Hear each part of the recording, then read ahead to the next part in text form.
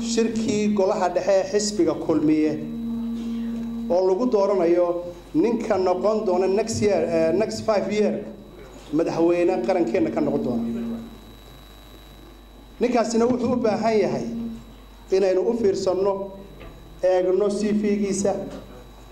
dhinacyo badan ka joogsano 25 sanadood baa imika qarankani dhisnaa 25 ka sanadood ninba meel buu soo gaarsiinayay cidna lagu canaanan maayo cid baa wax baylisay laakiin xaaladda aynu maanta ku jirno waxaynu u baahan lahay nin experience u leh qarankan oo inaga talaabiya waxaynu higsanayno oo koow ka yahay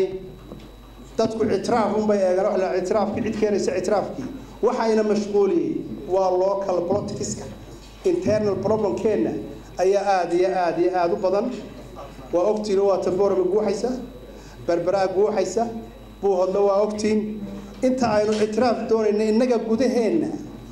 waxaan u baahannahay expert yaqaana oo kala dhigdhiga oo geedgeed u yaqaano degmo tuulo u yaqaana kaasna waxa filayaa cid kaga khibrad badan Muuse Bixi Cabdi inaanay joogin ama aanay tartamay maanta sidii Xasan Saciid sheegay Muuse Cabdi anu taawada ma ogeeyay horta dhul meel u dhiman u malayn maayo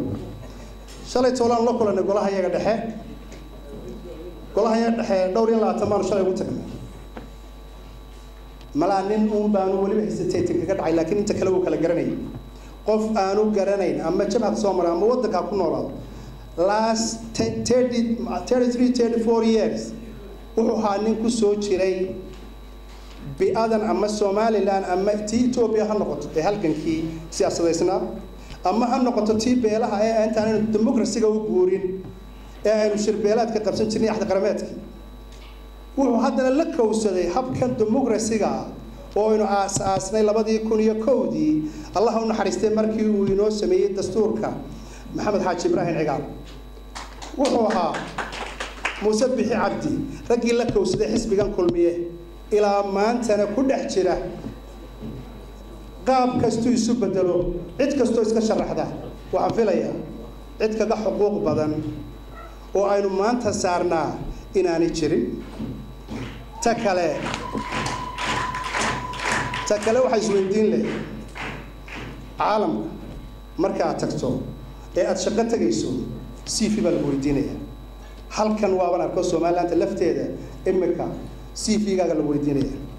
CV-gaaga hadaad PhD halka ugu daba haysato waxa lagu weydiinayaa work experience-kaaga ninka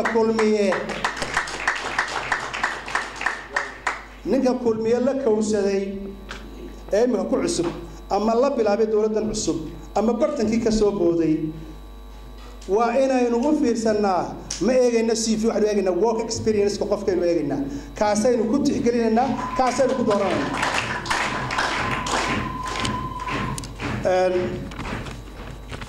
waan yara kaftamayaa oo wax waliba waxaa jira wax la yidhahda jin arag iyo waraabo la hadal iyo beelaha Somaliland hadday tahay harti hadday tahay sabaroon hadday tahay isaaq reer waliba waraabo la hadal iyo jin arag buu leeyahay isaaq jin aragiisu waa arabka weey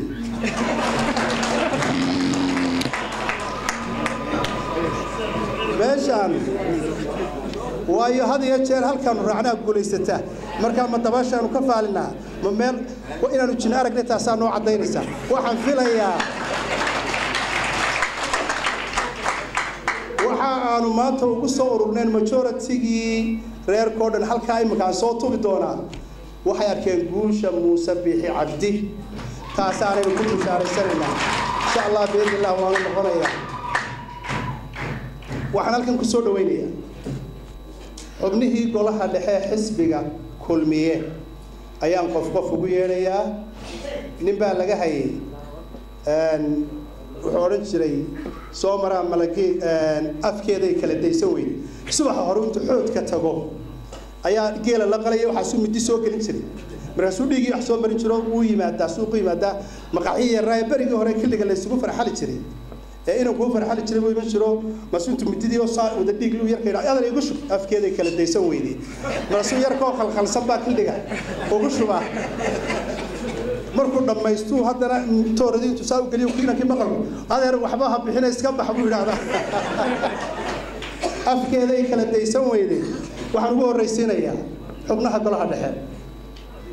عبد النجح سياد أو عبدي أو أهل تليها مدحوينها أرمها دنيرة ولكن شو